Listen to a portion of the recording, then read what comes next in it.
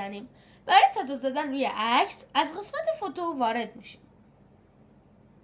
روی نیو کلیک میکنیم و عکس مورد نظرمون رو انتخاب میکنیم. از قسمت VIP فایل تتو رو وارد میکنیم.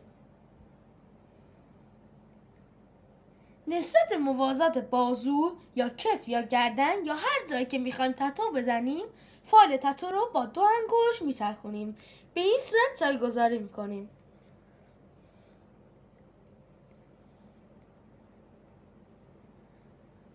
وارد قسمت بلند میشیم و گزینه دارکن رو انتخاب میکنیم. به همین راحتی تتو نقش میبنده و میتونیم ازش استفاده کنیم. برای دریافت فایل های تتو دلخواهتون به هم پیام بدین تا من واسهتون ارسال کنم. ممنون، موفق باشین.